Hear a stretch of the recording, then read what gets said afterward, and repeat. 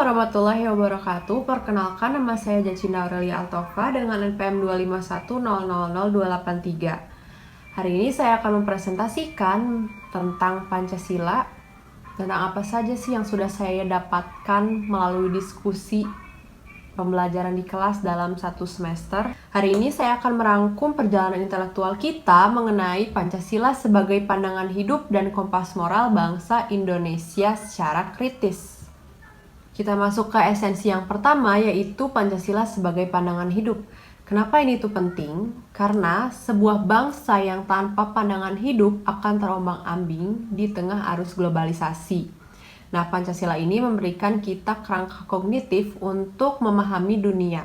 Pancasila itu sebagai identitas kolektif kita, sebuah titik temu atau common denominator yang mempersatukan ribuan pulau dan ratusan etnis.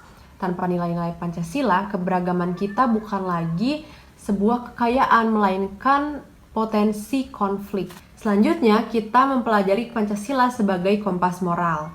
Di tengah era disrupsi, di mana batas antara benar dan salah seringkali kabur, Pancasila hadir sebagai penyaring. Pancasila ini mengarahkan etika politik kita agar kekuasaan tidak digunakan secara absolut, melainkan demi kemanusiaan. Nah, kompas ini menuntut integritas individu, bahwa menjadi warga negara yang baik berarti harus jujur, berempati, dan menjunjung tinggi keadilan sebagai standar moral tertinggi dalam bertindak. Namun, kita tidak boleh menutup mata terhadap realita ya. Kita harus berani bertanya, apakah implementasi mengenai nilai-nilai Pancasila ini sudah sesuai dengan teorinya?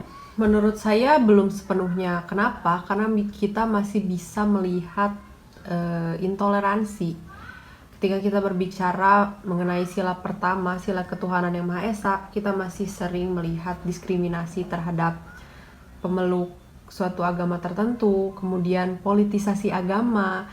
Kemudian jika kita berbicara tentang keadilan sosial, kita masih banyak melihat ketimpangan sosial yang terjadi di depan mata kita sendiri antara si kaya dan si miskin, yang perbandingannya semakin jomplang. Jika kita mengkaji Pancasila secara kritis, berarti kita juga harus berani mengakui bahwa belum sepenuhnya cita-cita bangsa Indonesia itu tercapai, dan ini adalah tugas kita untuk memperbaikinya. Penting bagi kita untuk memahami Pancasila secara sistematis, secara hierarkis dan piramidal.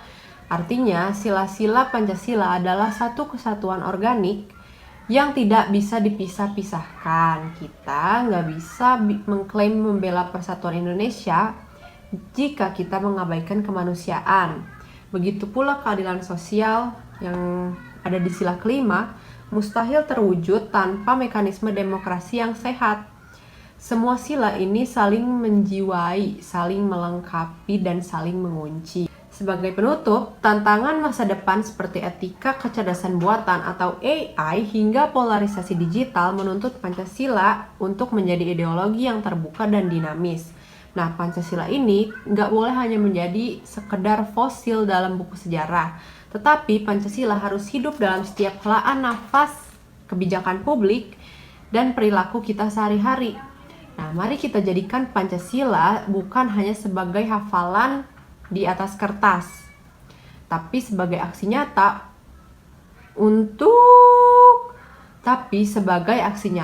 untuk Indonesia yang lebih adil. Sekian presentasi dari saya. Mohon maaf bila ada kekurangan maupun kesalahan kata. Terima kasih. Wassalamualaikum warahmatullahi wabarakatuh.